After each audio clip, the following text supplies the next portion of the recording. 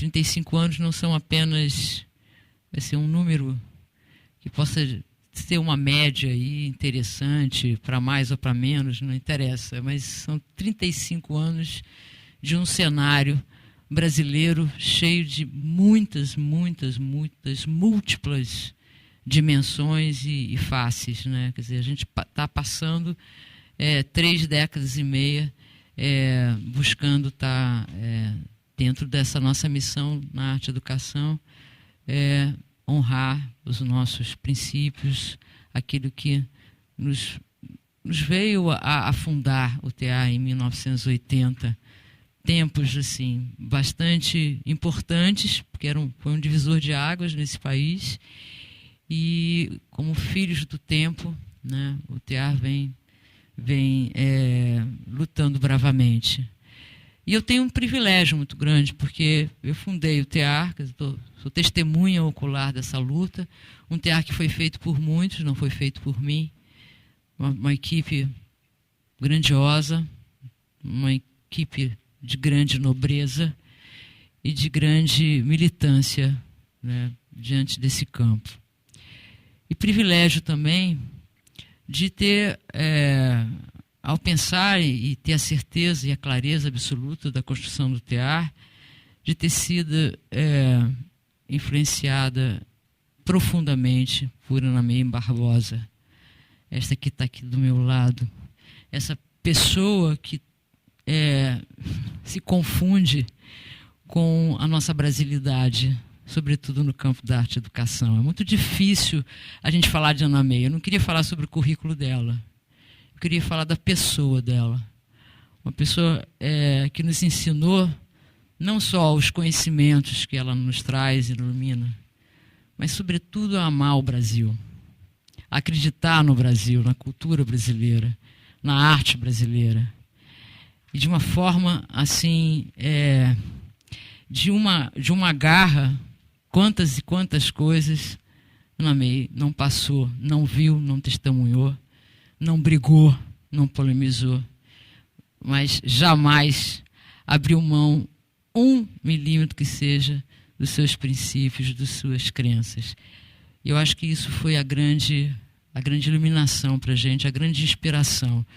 Que eu acho que o mais difícil é lutar por nossos princípios, a gente não abrir mão deles. A gente pode mudar tudo, mas o princípio não. Eu aprendi muito com esta criatura, essa figura magnífica. Acho que a Ana May formou todos nós que hoje estamos aqui buscando dar essa continuidade, né? Então é com muita alegria, é um privilégio, uma grande alegria saber que a gente está comemorando esse memorizar ou memorar juntos essa história toda brasileira no campo da arte e educação, com essa que até os computadores reconhecem como Ana Mãe. Porque a gente escreve Ana May e não adianta, ele corrige para Ana Mãe. Essa que é a nossa Ana Mãe. Com vocês, Ana Mãe.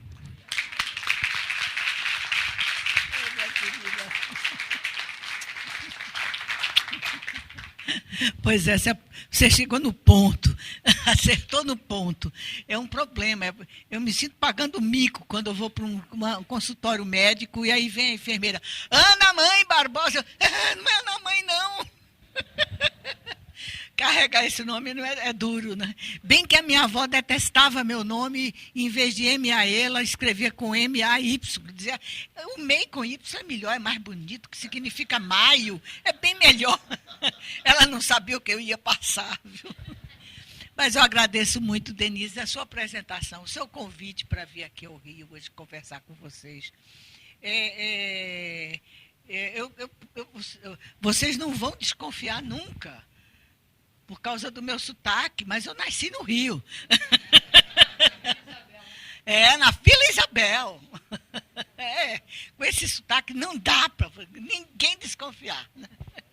Porque a primeira perversidade da vida foi me tirar do Rio de Janeiro quando eu tinha 3 anos de idade. Meu pai morreu e minha mãe, então, foi viver no Recife. Então, eu sou mais pernambucana do que carioca. De carioca não tenho nada. Porque você é de onde a sua cultura se forma. Né? Mas tem uma grande paixão pelo Rio de Janeiro. É lógico que a grande paixão ficou. Né? Bom, eu quero dar parabéns ao TEAR, dar parabéns à Denise e a todos os trabalhadores do TEAR, né, por essa grande conquista, 35 anos, uma instituição que trabalha em prol da arte e educação e que é privada, que não depende do dinheiro do Estado, que depende de editais e do seu próprio trabalho, é muito difícil sobreviver. Vocês são heróis e heroínas, viu? Sobreviverem, inclusive, às grandes mudanças políticas do Brasil, né, e econômicas do Brasil, né? E estão fazendo um trabalho extraordinário, realmente extraordinário, com comunidade, com mediação em comunidade, né? Tentando dar acessibilidade cultural àqueles que não nasceram privilegiados. Tá? A Denise me chama aqui para falar sobre as conquistas da arte e educação. Ou área dura, né? É difícil, não tem direita, não adianta o governo ser de direita ou de esquerda, está sempre perseguindo a arte, né? Só houve três projetos, 3 reformas nesse país que consideraram a arte, deram à arte a mesma importância que foi dada às outras disciplinas no currículo. Só 3. A primeira, a reforma de Rui Barbosa, que nunca foi colocada em prática. Foi um projeto que ele escreveu a pedido de Dom Pedro II, e esse projeto não chegou, já quase no fim do Império. É um projeto de 82 e 83, quase no fim do Império, e esse projeto, apesar de não ter sido colocado em prática, ele vigorou nas escolas brasileiras até 1981, mais ou menos.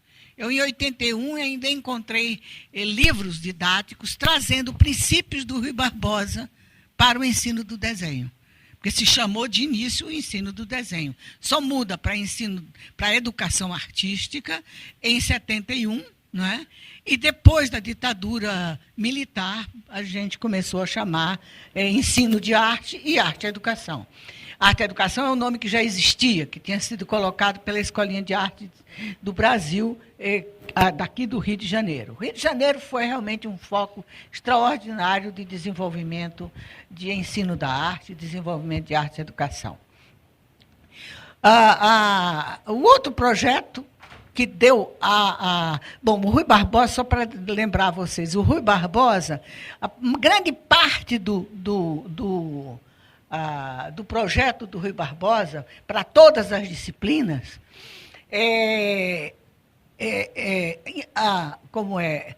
apontava para o ensino do desenho, e o ensino do desenho ganhou número especial de páginas, tinha o maior número de páginas, quer dizer, quantitativamente, ele era até mais importante, que tinha maior número de páginas do que qualquer outra disciplina, né? Depois a gente vai ver por quê. Agora, que eu vou voltar a ele, mas a outra reforma foi a Escola Nova, a reforma da Escola Nova, a reforma do Distrito Federal entre 1927 e 1930, que continuou. Essa foi a deflagração nesses 3 anos, né? 4 anos, aliás, nesses 4 anos. Quando era diretor da instrução pública, o que era equivalente a Ministério da Educação, não havia ministro nesse momento, mas era equivalente a Ministério, a posição dele. Quando foi diretor, portanto, ministro da Educação, o Fernando de Azevedo, um professor de São Paulo, que depois também construiu muita coisa interessante na Universidade de São Paulo.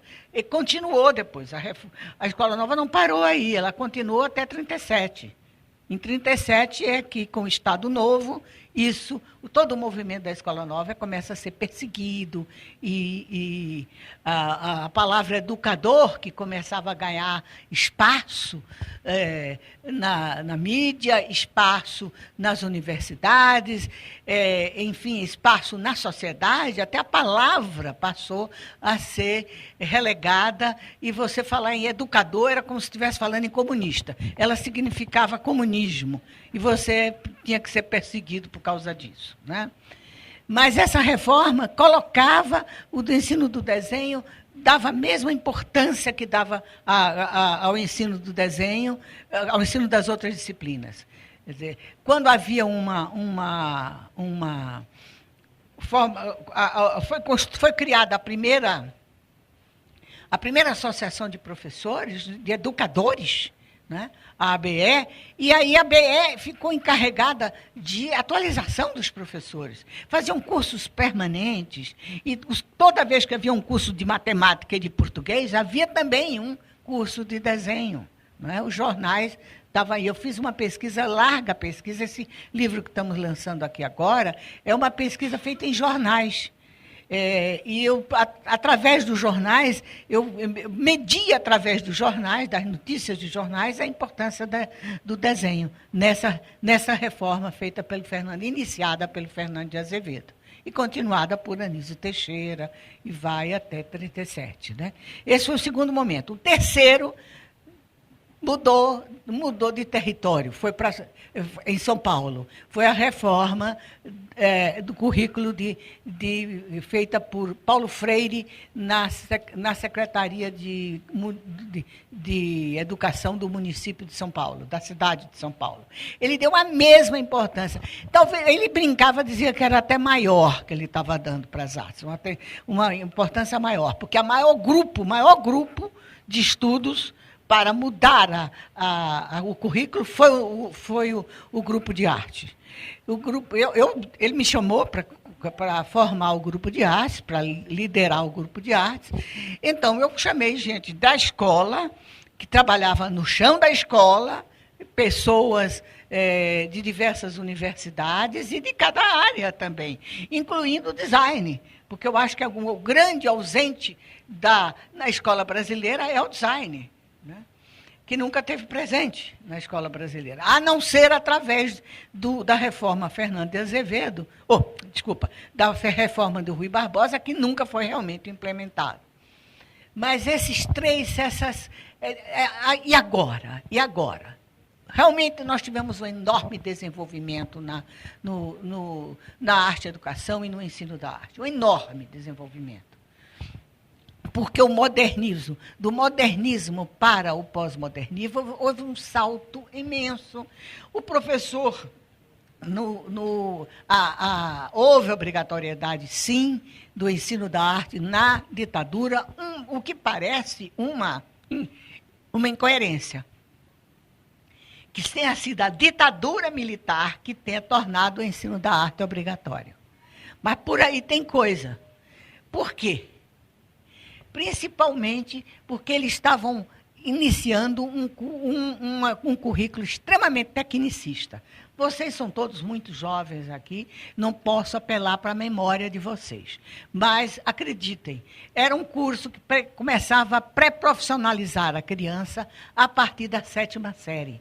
E o ensino médio era todo profissionalizante. Aí vocês dizem, que maravilha, preparava para o trabalho, saía. Não preparava para o trabalho, porque era ensino profissionalizante, mas não havia laboratórios suficientes, nem adequados, e o que o aluno aprendia, ele não servia muito a ele para empregabilidade. Quando ele ia procurar um emprego, as oficinas das empresas eram muito mais sofisticadas, ele não sabia trabalhar com aquilo. Eu me lembro bem que um dos piores era o de laboratório químico, preparação de profissional para laboratório químico.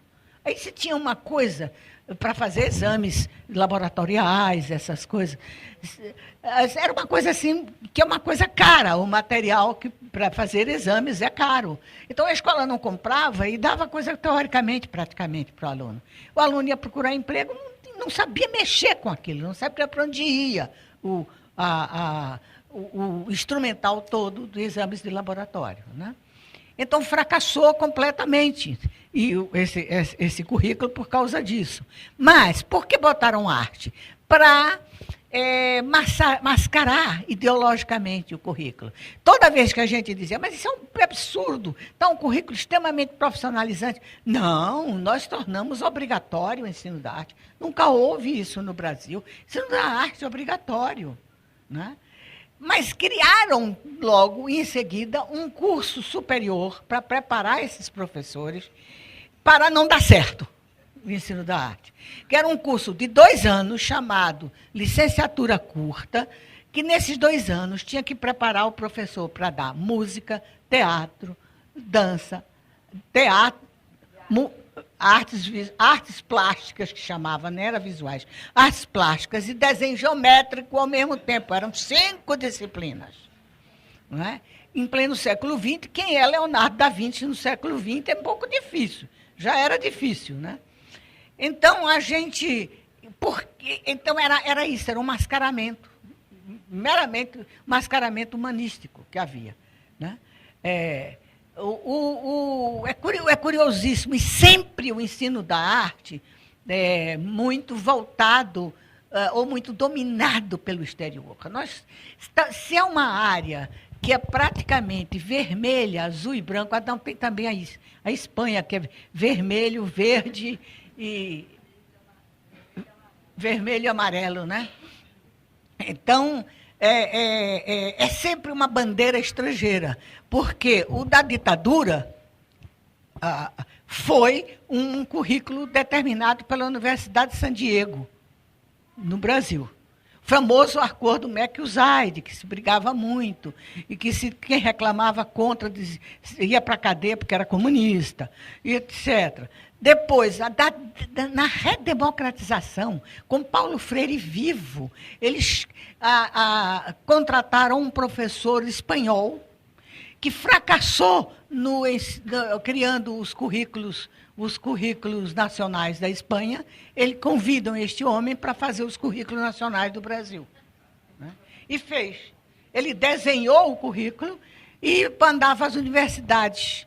Fez isso em vários países da América Latina e chamava as universidades hegemônicas do país para preencherem, como um desenho para colorir. Vai colorir ali, colocar os conteúdos. Coube a Universidade de São Paulo colocar os conteúdos desse currículo, né? E agora nós estamos também sofrendo a mesma coisa. Então, era um espanhol que dominou e, obviamente, não vai dar certo. Essas transposições não dão certo. Eu sou a favor da influência. A influência a gente procura, pesquisa, se liga,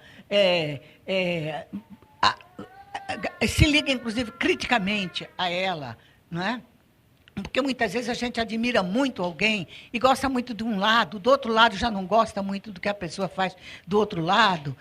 Tem uma área mais forte da pessoa que você adora, tem outra mais fraca que você não admira tanto, isso você deixa de lado. Tem um livro da pessoa que para você é a Bíblia, os outros já não são tanto. E você tem escolha, né? Mas o que eu chamo de colonialismo é quando vem de cima, com uma lei, pá, cai na cabeça da gente, né? Agora nós estamos novamente nesse problema. Nós estamos novamente com o problema de sermos colonizados. Esse novo currículo que está sendo preparado, a Base Nacional Curricular Comum, novamente está sendo uma influência direta da Universidade de Stanford. É uma universidade maravilhosa, etc., etc. Mas os Estados Unidos é um país hegemônico, que quer continuar a ser hegemônico. Você acha que vai dar chance para um outro país desse tamanho como o nosso crescer? Não vai dar, né? Eu estudei nos Estados Unidos. Tenho enorme admiração por algumas conquistas americanas, né? Como dizia o José Martí, ninguém passa pela barriga da baleia sem ser tocado. Eu passei, fiz mestrado e fiz doutorado, então há algumas coisas que eu admiro. Eu não demonizo os americanos. A Universidade Americana é crítica. E é crítica do próprio país, etc. Mas, obviamente, o Estado americano não tem o menor interesse em que o Estado brasileiro cresça de tal maneira, a educação do Brasil cresça de tal maneira que vá competir diretamente com eles, ou que possibilite ganhar, e não querem nos possibilitar ganhar a luta de uma competição. Então, eu acho uma barbaridade isso, se entregar um país da dimensão do Brasil à influência, não é a influência, não, à colonização americana. Como sempre, é lá que é bolado o negócio e é jogado aqui para a gente pensar que está tendo algum direito de interferência. Então, o projeto está aí, até dia não sei quantos de dezembro, você pode mandar a sua opinião sobre esse projeto de novo currículo, que vai substituir os parâmetros curriculares. Se você, como disse Lúcia Pimentel outro dia num congresso da FAEB, você não vai mais encontrar no site do MEC os parâmetros curriculares. Eles já foram tirados do ar. Estão à espera desse novo. Eu ontem vi uma sessão, ouvi, olha que é preciso ter um saco de Papai Noel, sabe? Para poder aguentar ver uma sessão da Câmara. Mas eu resolvi ver a sessão da Câmara, do Conselho da Comissão de Educação, que, aliás, tinha umas mulheres muito interessantes, umas deputadas muito interessantes. É porque elas não aparecem, né? A voz das mulheres é meio abafada na Câmara. Mas tinha umas mulheres bem interessantes, uma mulher do Amapá, extraordinária. Foi uma reunião com o ministro da Educação. Eu não vi a fala do ministro, porque me deu sono e eu dormi, mas a fala dos deputados eu vi. E a maioria deles, os homens engravatados, todos eles, com o discurso de completa subserviência ao ministro, agradecendo ao ministro e se congratulando com o ministro por essa base nacional curricular, que está sendo feita por uma empresa privada, né? E que vai tirar vamos voltar 50 anos atrás, você pediu para falar das conquistas, eu acho que eu estou falando dos perigos. O perigo é esse, é tornar a arte mero subcomponente. Ela hoje é disciplina no currículo. Hoje é disciplina. Depois de uma luta enorme. Essa foi uma grande conquista. Primeiro, passamos o seguinte, saímos da ditadura, a primeira discussão do governo democrático, quando quis reformular o currículo, foi tirar a arte como disciplina obrigatória. Aí, uma luta fantástica dos arte-educadores, né? Luta de rua mesmo, cobrir no Ibirapuera, por exemplo, na inauguração da Bienal, uma das ações foi cobrir todas as esculturas com pano preto. E ir lá para frente da Bienal para fazer protesto, né? Cada uma de nós ficou com não sei quantos deputados, não sei quantos senadores, ficou para mim 5 senadores, que eu tinha que ir atrás deles. Eu fui a Brasília, pagando a passagem, com o meu dinheiro, atrás dos senadores. Consegui falar com 4. O único que eu não consegui falar, falei com a mulher dele, porque eu também não largava. Não tenho marido, vai na mulher mesmo. E ela me prometeu que ele iria votar pela obrigatoriedade, para manutenção da obrigatoriedade, né? E aí, me dizendo até, a minha mãe foi arte-educadora, e eu saí feliz da vida, contando para todo mundo. Ó, todo mundo disse que ia votar a favor da manutenção da obrigatoriedade. Ele foi o único, dos meus, ele foi o único que votou contra a obrigatoriedade, né? Então, traiu assim, claramente. Traiu a mulher e a mim. Bom, então essa luta toda fez com que a gente permanecesse. As universidades e as ONGs têm um papel enorme no desenvolvimento da da arte e educação nesses anos todos, nesses anos depois da redemocratização. Porque durante a ditadura não adiantou, fracassou completamente, porque era impossível um professor, um jovem com 18 anos, ser preparado para produzir em cinco áreas do saber, inclusive desenho geométrico, que é outra área completamente diferente. Né? Foi um fracasso. Né? Com base nesse fracasso, queriam tirar. Né? Não conseguiram tirar. Aí realmente foi um esforço enorme dos arte-educadores. As ONGs mostraram, nós tínhamos uma desconfiança por parte dos educadores e desconfiança por parte dos artistas. Os artistas achavam que a gente ia mediocrizar as artes, que a gente queria explicar as artes. Eu tive a colega minha de me dizer o seguinte: você, Anamê, com essa sua mania que todo mundo pode entender de arte, eu não pode não, e não me interessa que entenda. Para mim, só me interessa que entenda de arte aqueles que têm dinheiro para comprar minhas obras. Eu ouvi isso. Agora, educadores também diziam constantemente, um país com outras... Nós temos outras prioridades. Um país pobre como o Brasil, você vem defender a arte, o ensino da arte?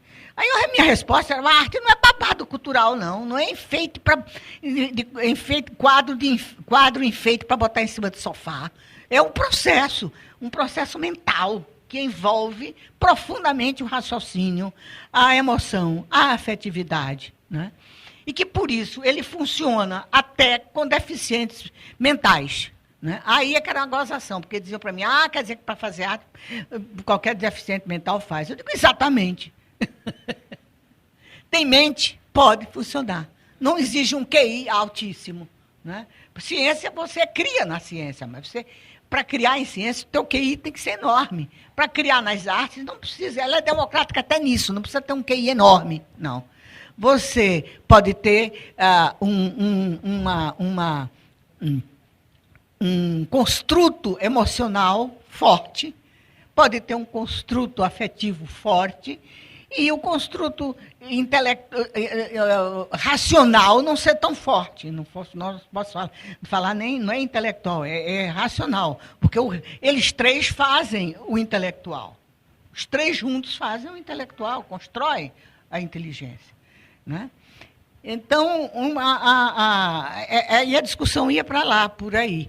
E as ONGs convenceram os educadores da importância da arte na educação. Quando pegavam crianças, quando chegavam em ONGs, chegava-se ONGs e viam as crianças na miséria e na pobreza, serem capazes de fazer perguntas, de um raciocínio lógico, de uma produção cuidadosa, em teatro, em música, em artes visuais, enfim, as crianças conversarem de igual para igual com o professor, não é? Isso são conquistas incríveis, não é? Para quem nasce já vivendo, quem já nasce desprivilegiado completamente, que não tem um jornal em casa, que não tem uma revista em casa, que não tem um livro em casa, não é isso? Então, essas conquistas foram... A universidade também provocou uma conquista altíssima. Nós não tínhamos pesquisa, quase. Eu organizei o primeiro curso aliás, deixa eu dizer mais tecnicamente melhor, porque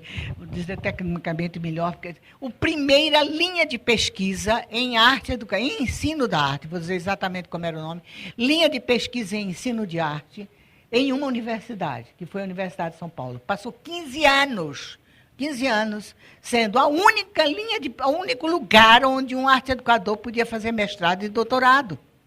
Tinha uma linha de pesquisa específica em arte e educação, que foi extremamente multiplicadora. Hoje já estão se aposentando os ex-orientandos desta linha de pesquisa, e que são professores e professores importantes em suas universidades, que criaram outros cursos de mestrado e doutorado por aí, pelas universidades. Rio Grande do Sul, Minas Gerais, Pernambuco, Paraíba,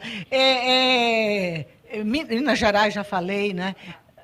Pará. Então, em vários lugares do Brasil foram criadas linhas de pesquisa. É curioso, não existe nenhum programa específico de arte e educação.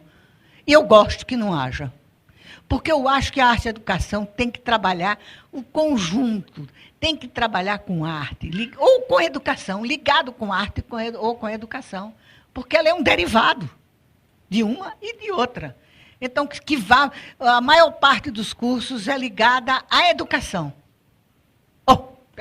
É ligada à arte. A maior parte dos cursos é ligada à arte. Tem um muito bom no Rio Grande do Sul ligado à educação, à Faculdade de Educação. Uma linha de pesquisa. Né? Então, eu sempre quis que fosse linha de... Nunca briguei na USP para ser um programa independente. É um programa, dentro do programa de artes visuais, tem a linha de pesquisa, ensino e aprendizagem da arte. Entendeu? É isso que eu sempre lutei.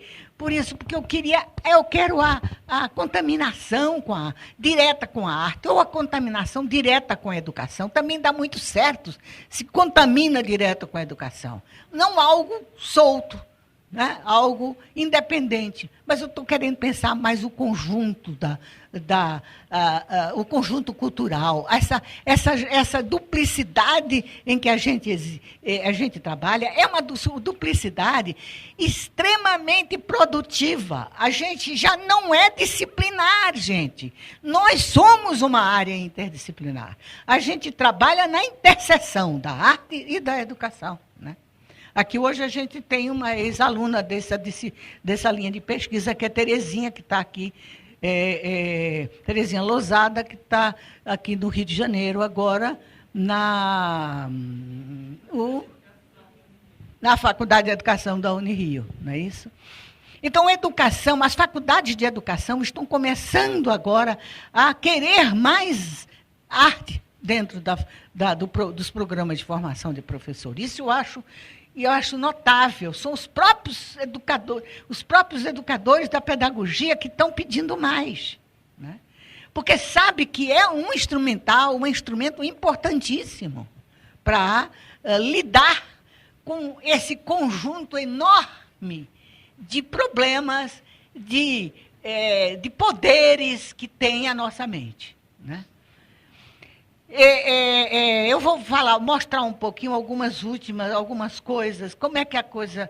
Eu sou fascinada, vamos começar a mostrar. Eu sou fascinada por história, minha grande paixão foi história. Eu agradeço muito estar vivendo até agora, que eu posso agora me dedicar mais à história, porque antes eu me sentia um pouco a coxa de retalhos, porque eu tinha que tratar de metodologia, tinha que tratar de história, tinha que tratar, enfim, de tudo que era ligado. Há pouco tempo eu li um artigo de um espanhol que ele diz o seguinte: ele pega 3 educadores e ele mostra como era esses educadores, o que esses educadores tinham que ter em conta.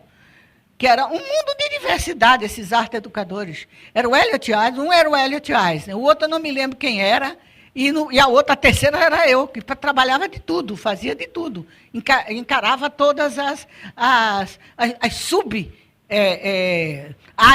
da arte-educação. Agora eu estou mais... Em pesquisa eu fechei. Em pesquisa eu estou pesquisando principalmente a história do ensino da arte, né? Que eu tenho aqui também um outro historiador do ensino da arte, o José Roberto, que acaba de fazer uma tese muito boa de mestrado e já está no doutorado, né? Já sabe que está no doutorado, já está aceito. Então, tá bom. A gente fez uma mesa no Confaeb, no Congresso da Federação de Arte e Educadores, ele deu uma palestra brilhante lá, sobre a tese dele. Então, eu gosto muito, por exemplo, de Aloysio Magalhães, que viveu muito tempo no Rio de Janeiro, é pernambucano, mas viveu aqui, um designer, o designer do logo do Banco do Brasil, e etc. E essa frase dele é muito boa: a história é como um estilingue. Você sabe o que é estilingue, né? Porque muda de nome em vários lugares, né, do Brasil. Quanto mais fundo você puxa, mais fundo você alcança. Então, quanto mais para trás você vai, mais fundo você alcança no futuro, porque está para frente, né? Nesse livro, eu detectei esses momentos, que são os momentos históricos, mas é a minha cronologia, isso não é verdade absoluta. Não é? Isso é a minha cronologia que eu fiquei lutando. Ponho ou não ponho? Deixo ou não deixo no livro? Porque com essa cronologia, ela foi o meu andaime para construir o livro. Aí eu terminei, que eu acho meio careta esse negócio de cronologia, mas eu digo, não, eu vou deixar o andaime. Eu parti da ideia de que eu ia deixar todos os andaimes metodológicos que eu usei. Né? Você tem a virada industrial. Quer dizer, quando começa a industrialização brasileira, é feita por políticos e literatos. Era uma espécie de alfabetização para a forma. Era a etapa em que a maior luta brasileira era pela alfabetização. Agora, alguns políticos e intelectuais brigavam também pela alfabetização formal, que era o quê? O desenho, o ensino do desenho. Entre eles está André Rebouças e Rui Barbosa, né? Depois você tem a virada modernistas, entre 20 e 50, você tem o expressionismo, os artistas e os educadores já brigando pelo ensino da arte, a favor do ensino da arte. Eu só estudei nesse livro até aí. Depois, os anos 60 e 70, era uma briga pela especificidade de linguagem. Quem estudou nesses anos aqui na universidade pode lembrar que era uma briga danada, que igualavam sempre o ensino das artes ao ensino da ciência. A gente tinha que responder e respeitar os mesmos princípios. E a briga é dizer, não, a nossa linguagem é outra, a gente tem direito a nos expressarmos na nossa própria linguagem. Uma tese não pode ser uma tese de mestrado, pode ser perfeitamente feita. Se o cara é pintor, por que não em pintura? Foi uma luta forte isso, pela especificidade de linguagem. Que agora é o contrário, nós estamos lutando para juntar, para reunir, reorganizar. Né? Depois você tem a virada pós-moderna, que é essa virada cultural, os anos 80 e 90, artistas, críticos, historiadores e arte-educadores. Aí surge o arte-educador como um lutador, é só por aí que vai surgir esse arte-educador lutador dentro da universidade. Né? Porque o arte-educador surge da virada modernista ali, entre 20 e 50, a primeira vez que eu vejo a palavra arte educadora escrita foi através das escolinhas de arte do Brasil. Né? O pessoal, olha, tem muita coisa que atribui a mim, eu juro que eu não tenho nada com isso, e são coisas que eu respeito. Eu brigo por essa expressão arte educador. As pessoas pensam que eu brigo porque fui eu que criei. Não, eu achei criado, mas eu acho uma ideia magnífica de colocar transparentemente já a natureza da linguagem que a gente lida, que é essa linguagem interligada, que é esta inter-relação. Né? Uma coisa interessante também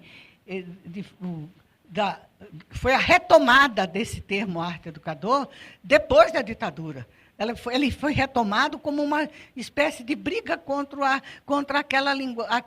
aquela educação artística polivalente. Né? Então, o arte-educador é diferente. Ele é capaz de interligar, ele é capaz de ser... Ele já é, por natureza, um interdisciplinar, mas ele não é polivalente, ele não conhece todas as artes. Né? E nós temos agora a virada educacional dos artistas, quando os artistas começam a trabalhar com educação, considerando a educação uma obra de arte, a sua obra de arte, né? Que isso está acontecendo com muita frequência na Europa, nos Estados Unidos e em alguns países da América Latina, no Chile, por exemplo. Eu desconfio que, em breve, nós somos muito orgulhosos de que nós temos a maior, a arte-educação mais desenvolvida da América Latina. Temos, sim, por enquanto. O Chile está chegando a gente, porque está pegando a gente muito bem pego, porque estão começando pelo ensino fundamental e vão chegar à universidade. O que falta a eles ainda é a estrutura de pós-graduação, mestrados e doutorados. Quando chegar, vamos perder certamente. Né? Se a gente continuar assim, com esta perda que a gente está vendo a possibilidade de ter, que é a arte virar mero subcomponente, eu tenho certeza que eles vão nos passar. Né? Bom, a época industrial, uma coisa que foi muito usada, e estava no projeto Rui Barbosa, eram principalmente os procedimentos técnicos para formar o bom profissional, o bom operário. Né? Porque o grande problema deles, dos liberais, o Rebouças, que era negro, o Rui Barbosa, que, apesar de branco, era absolutamente contra a escravatura, era a libertação dos escravos. Lutavam muito contra a escravatura, mas queriam também preparar um sistema educacional que os tornasse profissionais. Qual era o boom industrial? Era o boom da construção civil. Do ferro, a indústria do ferro batido, etc. E aí o Rui Barbosa principalmente enfatiza? Essas técnicas que vão preparar o bom operário para a construção civil. Né? E estaria essa técnica aí, que é de aumentar, pegar uma imagem e aumentá-la. Porque o cliente podia pegar uma imagem pequenininha e dizer, agora eu quero essa imagem grande na minha parede, por exemplo. Como vai aumentar isso? E aí, eu pergunto a vocês, alguém fez esse exercício de ampliação de figura? Levanta a mão quem fez. Ó, muita gente, e jovem, estou vendo ali a gente, lá atrás, gente bem jovem, você também, bem jovem. Hoje, até 81 eu encontrei esses exercícios nos livros. Hoje em dia eu encontro aonde? Na internet, em sites de entretenimento. Não é nem para aumentar, é para copiar mesmo a figura. Eu não vejo entretenimento nisso. Se fosse para mim, isso era um horror, né? Isso era desse castigo. A mesma coisa, rosáceas. Por que rosácea no projeto do Rui Barbosa? Porque de onde saía o fio da lâmpada, você tinha sempre uma rosácea de gesso ou qualquer coisa nesse sentido. Né? Também preparava os vitrais, isso. Eram exercícios preparatórios. Também achei num site de brincadeiras. Ou isso, as famosas frisas decorativas. Alguém fez frisa decorativa? Também, né? Também. Tá, essa foi de 99, por exemplo, uma aluna minha, do mestrado em design de Fortaleza, ela me trouxe esses desenhos. Eu digo, gente, é proposto pelo Rui Barbosa isso. Né? Até pedi, não botei o nome dela no livro todo, o nome todo dela eu não pus, porque eu pedi permissão, você deixa eu escrever alguma coisa e publicar isso? Ela deixa. Mas no livro eu não expliquei que era livro, aí eu não publiquei o nome dela, mas publiquei as imagens. A virada modernista. Vamos passar por... O México foi muito rico com as escolas ao ar livre. Pode ir passando, que eu não vou falar muito disso, não, senão não dá tempo. Pronto, fica aí. Uma coisa importantíssima que entusiasmou muito pais, mães, adultos, intelectuais, foram as exposições de arte infantil modernistas, que vinham de outros países. A primeira que o Brasil viu foi essa, em 1928, aqui no Rio de Janeiro. Uma exposição de crianças japonesas, em 1928, e desenhos espontâneos já. Né? E o fascínio foi enorme. Artistas que iam ver essa exposição. Eu detectei mais de 15 artigos sobre essa exposição.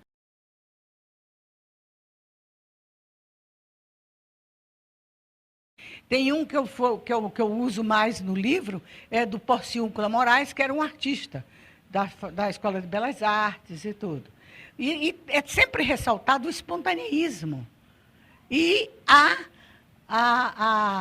capacidade de revelar a cultura do seu país, era o que era realçado principalmente.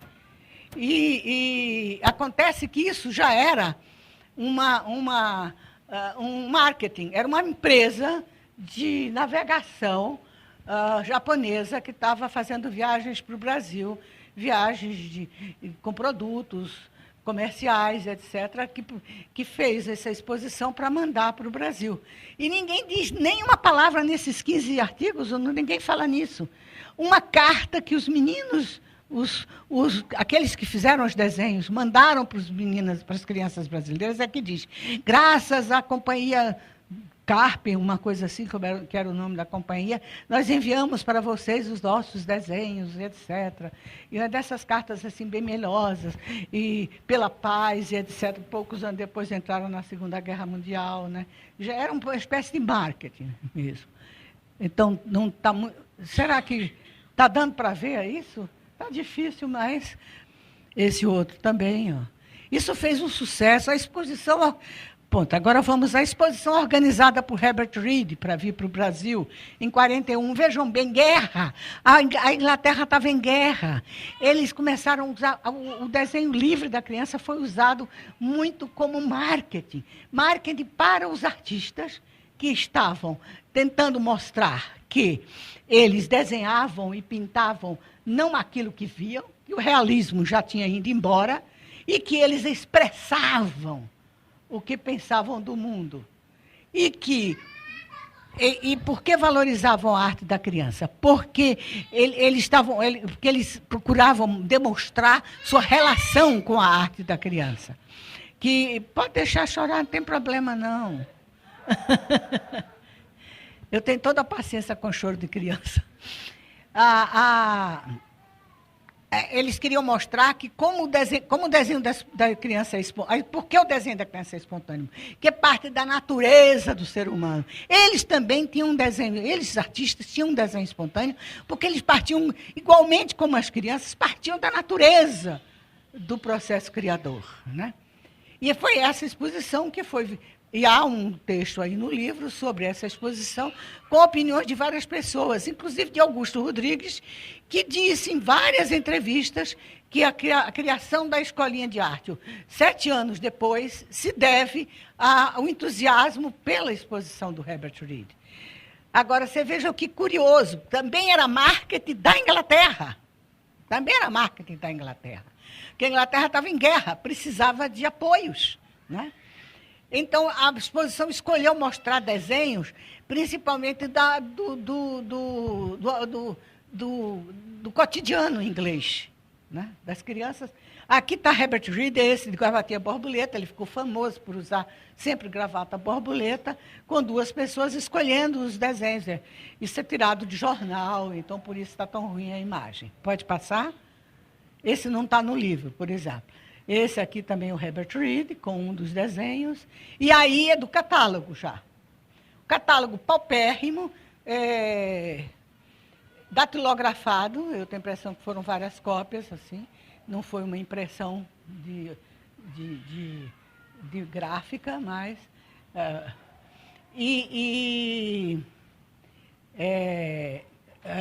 com pouquíssimas imagens também. Então, você veja isso. Isso é bem...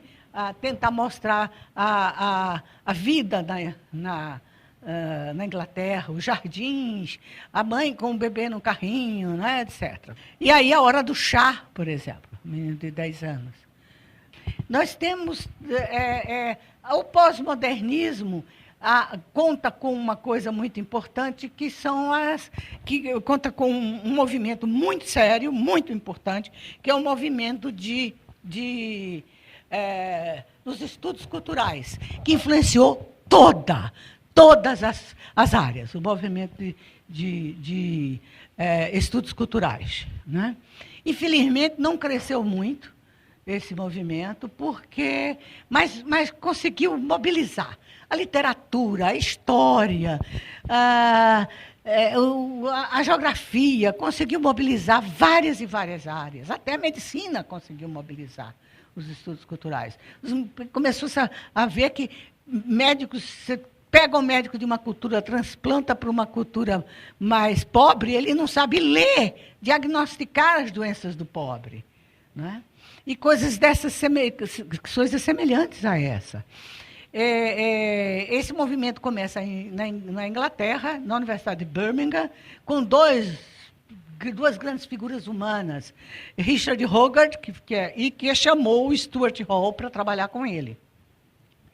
Richard Hogarth, eu tive o privilégio de conhecer, e era uma pessoa extremamente questionadora, extremamente crítico, extremamente fascinado por Paulo Freire, porque eles tiveram a mesma raiz. Ele cria os estudos culturais a partir da alfabetização de adultos. Como alfabetizar adulto? Porque não se sabia alfabetizar o adulto. Queria se alfabetizar o adulto da mesma maneira que se alfabetiza a criança. Aqui é o cachorro, aqui é o sei lá o quê e tal. E o adulto tinha outro mundo. O adulto tinha uma cultura já constituída. E negar isso e torná-lo uma criança, infantilizá-lo, era o fracasso da alfabetização. Então, Richard Hogarth, já fui a congressos a convite dele, tomei muito chá na Inglaterra com Richard Hogarth, e ele veio ao Brasil a meu convite para a Universidade de São Paulo, e ninguém deu importância à vinda dele. Foi uma coisa louca. Só o pessoal da arquitetura é que deu importância. Você vê gozar. O pessoal das artes visuais passou batido. E no Museu de Arte Contemporânea, que ele veio dar aula. Quer dizer, havia um tal alijamento. Criou-se uma guerra entre estudos culturais e, principalmente, a literatura, digamos, a literatura canônica. Quer dizer, havia o grupo canônico, aqui no Rio de Janeiro deve ter havido luta também, porque eu sei que vocês têm um grupo muito bom de estudos culturais na UERJ. É na UERJ. Onde é que está aquela menina, meu Deus? Eu não vou me lembrar o nome dela agora. Mas vocês têm gente muito interessante. Hoje alguém falou nela, mas não me lembro do nome. Ela é Luísa Buarque, de Holanda. Pronto, a Luísa, para mim, é um grande nome dos estudos da UFRJ, né? Mas ela foi de outro lugar também, né? Bom, não sei. Mas uma delas é outra Beatriz, a outra é Beatriz, que eu também não lembro do sobrenome.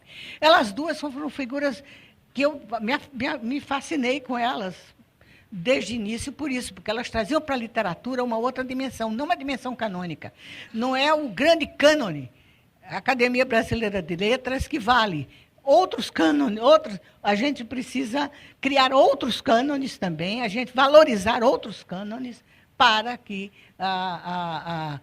ampliar o nosso olhar, ampliar o mundo, né, da cultura.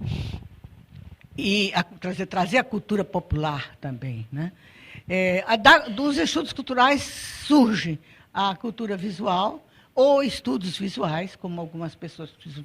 Eu prefiro chamar estudos visuais para não entrar em atrito com uma certa cultura visual vinculada às artes visuais, aliás, das artes visuais não, vinculada à arte e educação, que é muito estreita. Que é um pequeno grupo, eles só leem, eles se leem entre si, eles se comemoram entre si, e etc. E eu acho que exatamente a cultura visual veio para implodir com esses territórios, né? Esse território canônico, esse território erudito, esse território hegemônico, implodir com tudo isso. Eu acho que é exatamente o contrário, né? Então, eu prefiro chamar estudos visuais, é uma das disciplinas que eu dou na universidade que eu estou trabalhando agora, né? Que é a Anhembi Morumbi, e tenho tido experiências notáveis que eu dou design. Então, você trabalhar com estudos visuais com pessoas que tiveram cursos de graduação de design, é muito interessante, porque o design também é canônico. O design moderno é canônico, né? Então, você implode um pouco com certas verdades, né? Consideradas verdades absolutas. Como é que começamos da arte e educação com isso? Começamos no começo da década de 70, 1970 mesmo. Havia interdição, a grande diferença entre o modernismo e o pós-modernismo em arte e educação é a presença da imagem na sala de aula. É a grande diferença. E no modernismo era proibida a imagem na sala de aula. Por quê? Porque se imaginava que o aluno ia querer copiar. E se perdia a grandeza da originalidade, né? Da expressividade. O pós-modernismo vem mostrar que não há virgindade expressiva. A criança, desde cedo, está bombardeada por imagens. E ela pode... Como os artistas tomam de empréstimo a imagem de um artista, de um outro colega, e a transformam, e a transformam e a consideram sua, né? Está cheio de citação, a arte pós-moderna, cheia de citações de artistas do passado, né? Também a criança vai tomar formas da experiência dela e integrar o seu trabalho. Não é dar uma imagem para ela ver que vai levá-la a copiar. Ela já copia, mas não copiar no sentido imitado, não no sentido mais estreito da cópia, mas no sentido imitativo, né? Então, essa é uma experiência que fizemos na Escolinha de Arte de São Paulo, 1970. Levar a uma loja, não podíamos dar, nós desconfiávamos que a gente tinha que ampliar o campo de referência das crianças. Mas como fazer isso? Se a nossa ideologia era a ideologia da liberdade de expressão,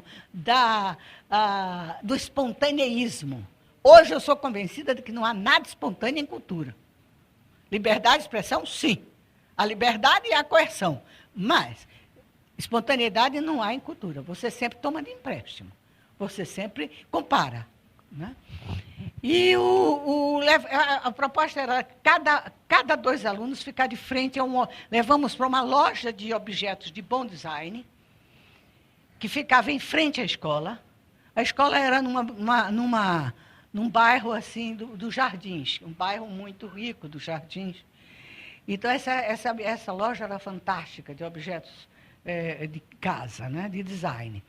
Cada 2 ficarem dentro de um objeto e desenharem um objeto de maneira... A gente tinha tanto medo da cópia que a gente já propunha uma diversificação. Que cada uma desenhasse da maneira... ou modificando o objeto, ou para expressando algo, tentando demonstrar uma característica do objeto, ou tentando adaptá-lo à sua própria casa, digamos.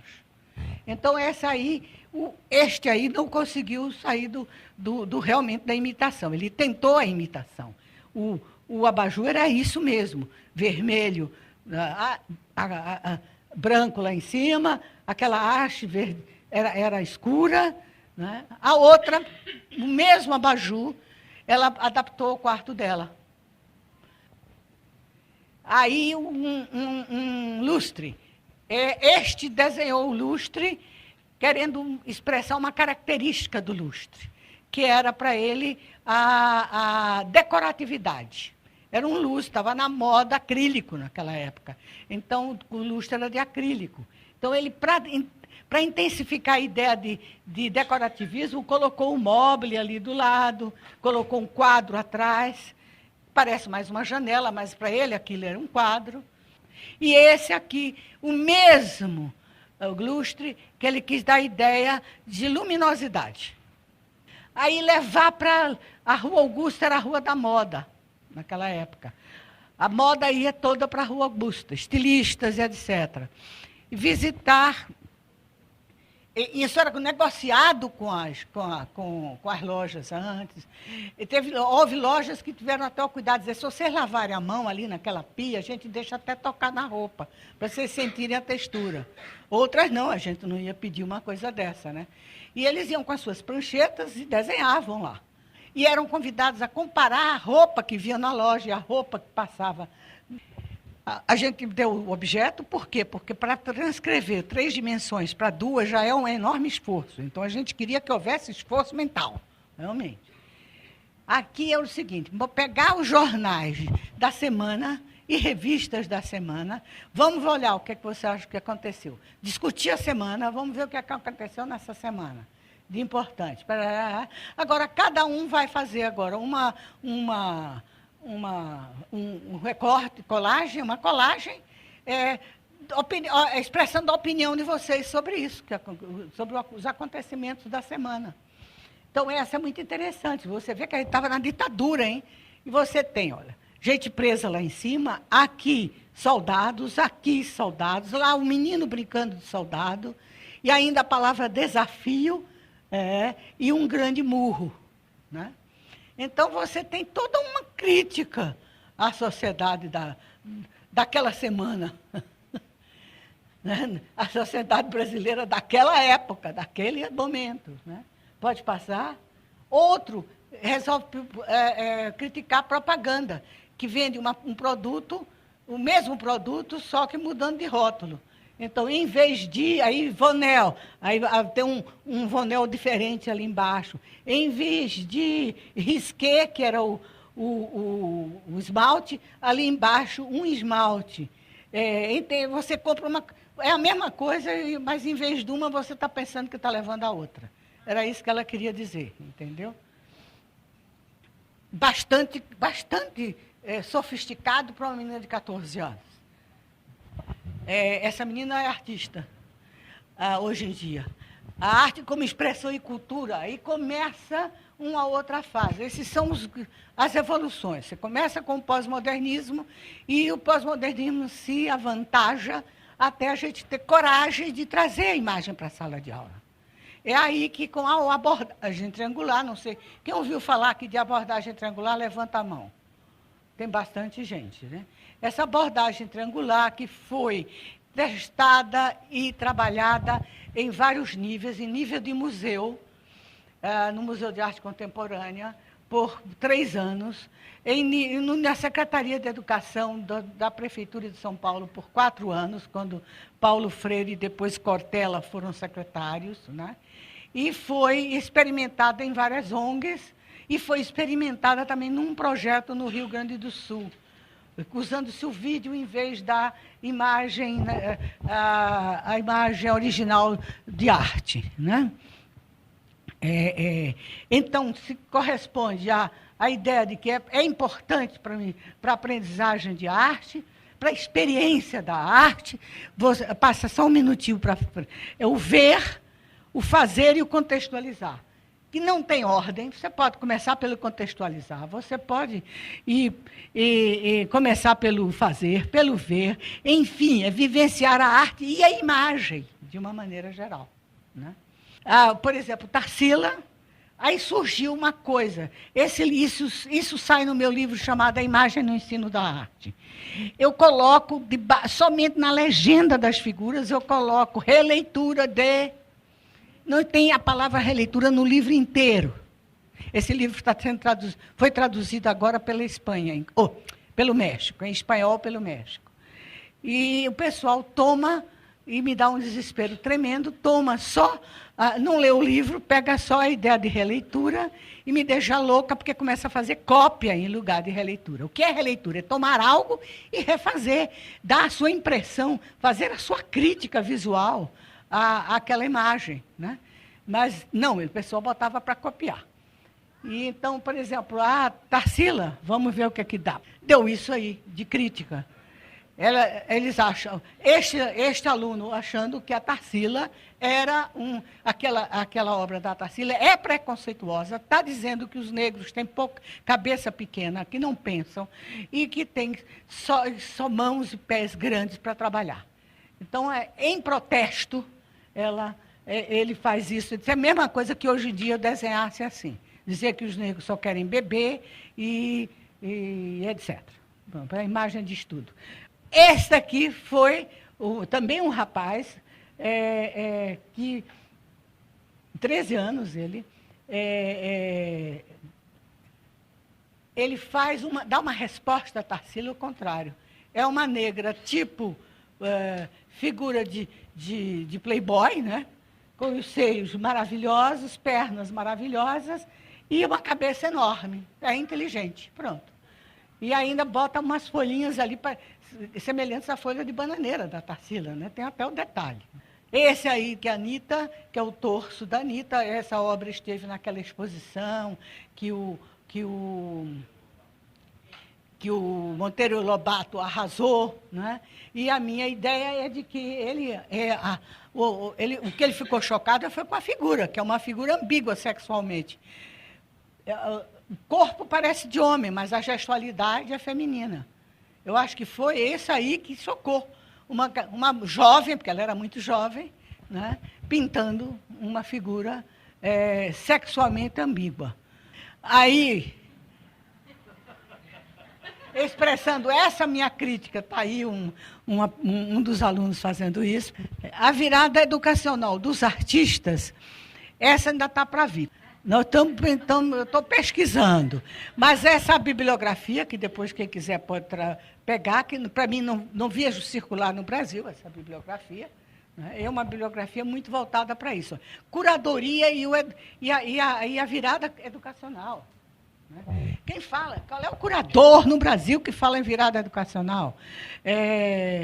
Esta outra, esse da Felicity Allen é muito bom também, Education, da Whitechapel Gallery, que é uma galeria de primeira linha de Londres. Né?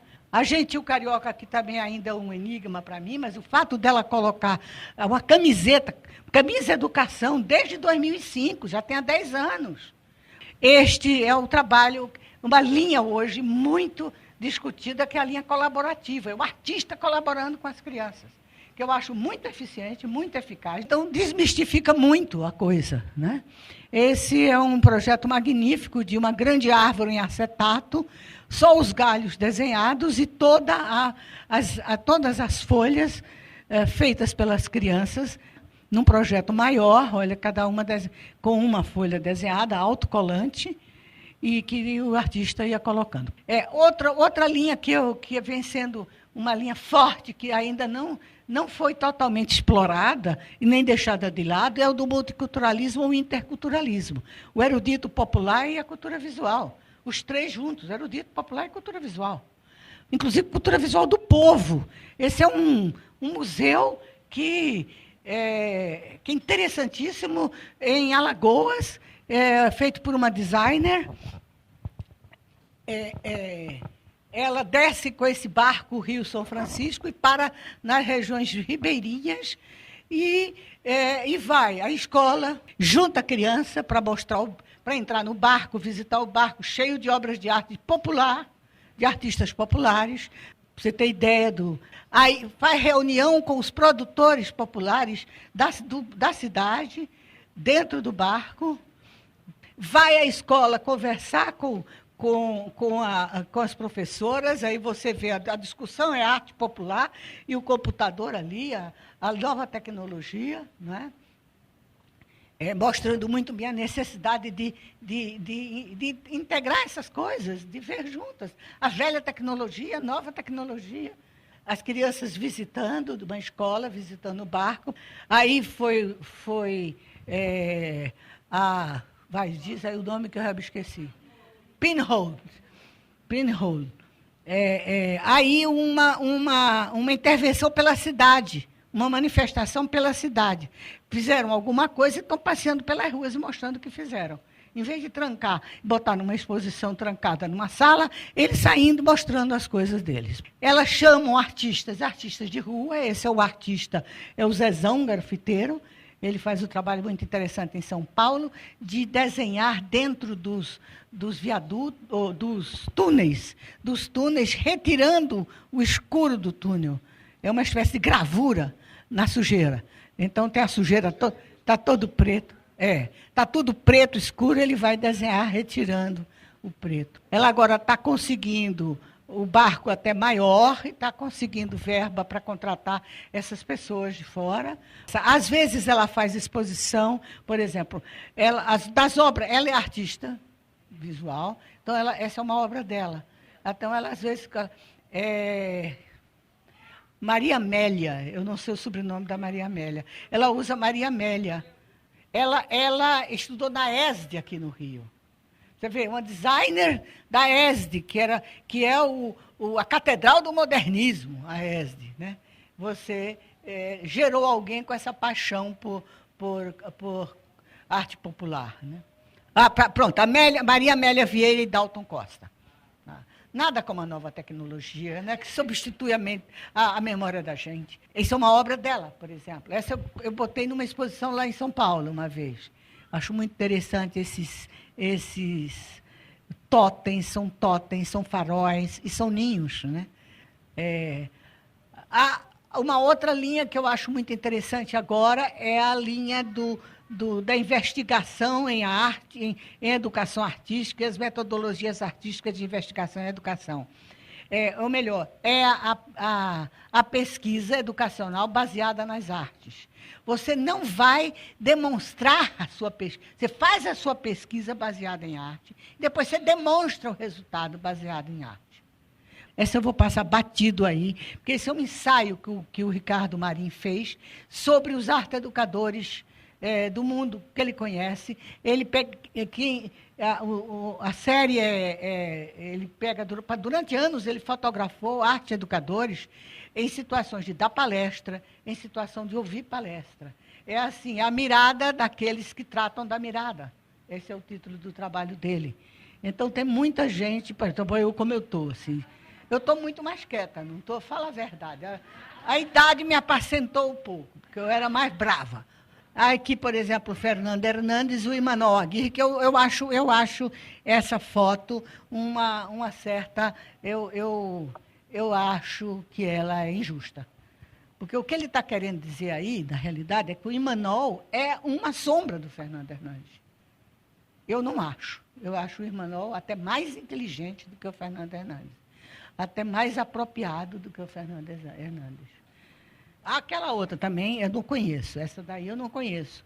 Ela também é auxiliar do Fernando Hernandes. E ela aparece com um olho só. Uma pessoa que trata da mirada, só aparecer com um olho só, não conheço a moça, não sei se é injusto. Mas o Imanol eu acho que é.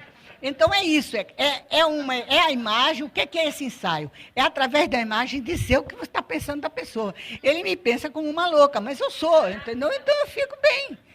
Então não tem problema não com isso, entendeu? Mas aquela coisa de eu ficar assim, está me pensando uma alucinada e sou pelo que eu faço mesmo. Então, tudo bem.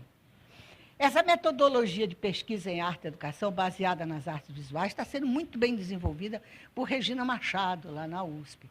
Tem uma tese magnífica de Maria Cristina Pesce. Eu também tenho praticado, mas eu confesso a você que eu ainda não achei o ponto, ou melhor, não achei quem tivesse... Eu só tenho experimentado em mestrado, nunca experimentei em doutorado, e Regina é mais ousada, ela experimentou em doutorado.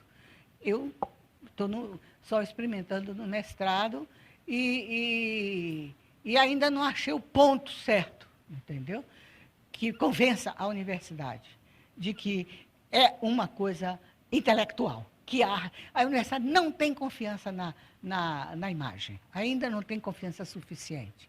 Eu teve uma aluna minha que fez um trabalho muito bom, assim, de narrativa através da imagem, e como tinha pouca coisa escrita, o pessoal me chamou e disse, olha, não dá, de jeito nenhum, tem muito pouca... Quantas páginas você quer mais que ela escreva? 10? Tá bom, olha, escreve 15, tá? Mais. Foi isso a diferença só, entendeu? Então eu resolvi fazer esses ensaios visuais que eu estou fazendo para a revista da Gearte.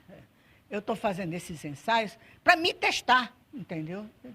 O primeiro eu não gostei muito. Eu achei que está faltando design gráfico no ensaio, entendeu? E o segundo está melhor. Agora, este último, eu vou pegar uma designer e vou trabalhar junto com a designer.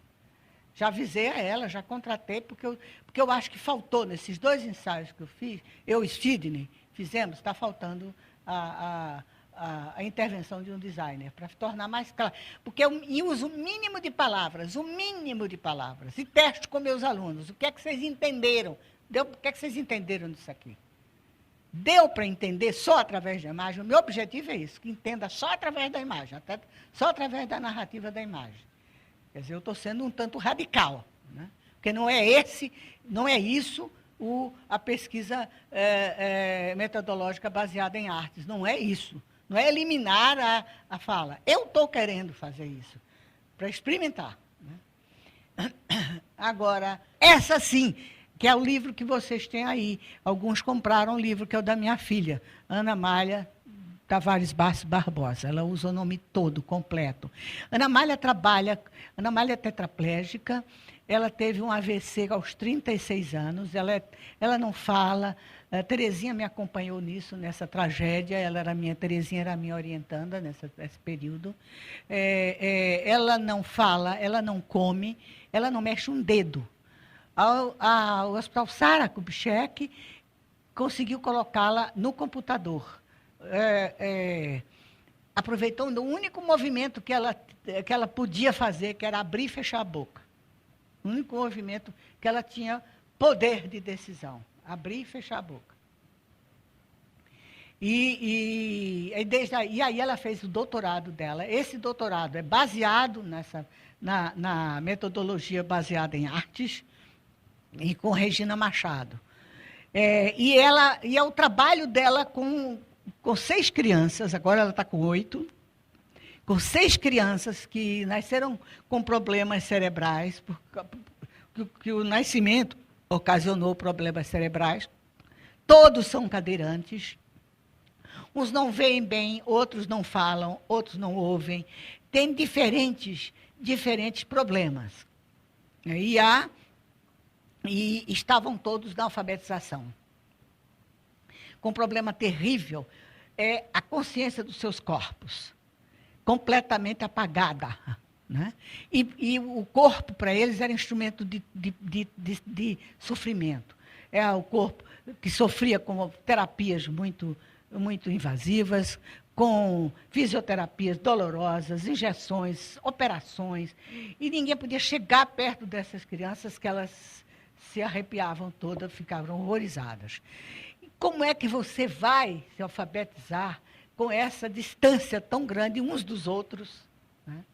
E a Ana Amália começa através da leitura de um neurologista, do Nitrini, que fala da relação, não vou saber explicar para vocês direito, dessa relação dos movimentos do corpo entre si e do movimento do corpo em relação ao meio circundante. São os 2 tipos de movimento que ele trabalha para melhorar ou recuperar a capacidade de poder aprender a ler, porque ele diz que, se você não se alfabetiza na idade certa, há problemas, sim, que precisa recuperação. É como se o braço que você não usa, durante um tempo, você vai precisar de exercício para recuperar o movimento do braço. A mesma coisa, na idade certa, você não aprende a ler, você tem que fazer trabalhos de recuperação. E um dos trabalhos de recuperação que ele recomenda é trabalhar com o corpo, para trabalhar com as ligações do corpo com os neurônios. Né? O negócio é complexo, eu não conheço muito bem, não. Então, ela começa com uma coisa, veja bem, não é novidade, gente. O grande problema da arte e educação é que a gente fica procurando novidade. O problema o que a gente tem que procurar é aquilo que é adequado para o teu aluno. Você tem que ler o teu aluno, ler o ambiente do teu aluno, ler as circunstâncias, o contexto desse aluno, para você decidir o que vai fazer com ele, o planejamento com o aluno. No caso da Ana Amália, ela começa por uma coisa simplíssima, aquele trabalho que todo mundo faz. Em escola de infantil, botar a criança deitada no chão e desenhar o outline do corpo. Né? Ela própria pediu para botarem ela no chão, em cima de um papel, desenharem o corpo dela, e aí ela não pode pintar, mas o grupo pintando para ela, e não os alunos, porque ela também não quis envolver nesse momento o aluno. E depois, então, as crianças foram colocadas, cada uma tem o seu cuidador, elas vão para a escola com o cuidador. São crianças pobres, porque, inclusive, as famílias vivem com um único salário, que é o salário do pai.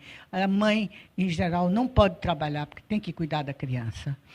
E aí, essas foram pintadas por ela, pelos acompanhantes delas, e depois recortadas, e elas colocaram algo atrás para ficar mais duro. E aí eles brincaram entre si com a representação dos seus corpos. Eles não podem brincar um com o outro. tem a interdição da cadeira. Então, eles brincaram com a representação dos seus corpos, né? E depois expuseram tudo ali, botaram flores, aí é feita por eles também. Fizeram uma exposição interna, puramente interna. Esta segunda etapa que foi a mais difícil. Agora, isso aí, na tese, ela apresentou uma exposição de 180 imagens. Eu tive um problema metodológico, que me foi resolvido pelo próprio Ricardo Marim. Ele foi a São Paulo dar uma palestra no Confaeb e aí ele anunciou que ia ter um congresso só de pesquisas baseadas em arte. E aí eu pergunto, e ele viu a tese da Ana Malha, que estava exposta lá no congresso. As imagens estavam expostas. Aí pediu para ela apresentar. Eu digo, ela não pode ir. Eu também não podia ir. Eu não gosto muito de apresentar no lugar dela. Eu gosto de falar sobre ela, sim, porque eu tenho o maior orgulho da minha filha. Se a coisa que eu posso me orgulhar mais no mundo é da força dessa menina, né? Da coragem dela. Agora, e falo muito dela, e uso como exemplo. Agora, falar no lugar dela, realmente eu nunca ousei falar no lugar dela. Aí ela começa a relação entre o ver, ela usa a abordagem triangular, entre o ver e o fazer, né? Ela mostra aquele vídeo do Yves Klein, vocês que trabalham com arte devem lembrar disso. O Yves Klein pinta as bailarinas e faz as bailarinas dançarem numa tela, pintando, portanto, a tela, né? Pinta de azul. Ela quis dar diferentes cores, e não azul, mas ela mostra o vídeo. E aí propõe aos meninos isso. Eles tiram a roupa, ficam de... Também essa escola não é falso moralista. Quem só usa fralda, estava de fralda, entendeu? E de... ou calção, ou calcinha, seja lá, eram crianças, bem crianças ainda. Botou-se...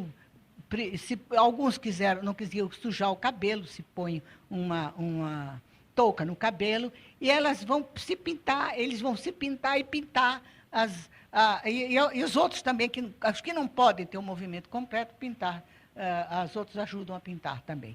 E depois fazer a mesma coisa, ir para o papel, como as bailarinas do Yves Klein. Pode passar? Esse foi, para mim, o deflagrador. Aí ela chama uma pessoa de teatro que faz maquiagem de teatro. Você vê ali, parece que o menino está no dentista, pavor, né? Eles tinham pavor que se tocassem neles. Outra coisa terrível, a minha filha tem enfermeira 24 horas por dia. E elas usam branco. Elas não podem ir com ela de branco para a aula, porque os meninos têm... Hoje em dia já não. Mas no começo eles tinham horror a branco. Chegou aquela pessoa de branco, eles já estremecem, né? Agora, aqui, esse está meio assim, mas já está...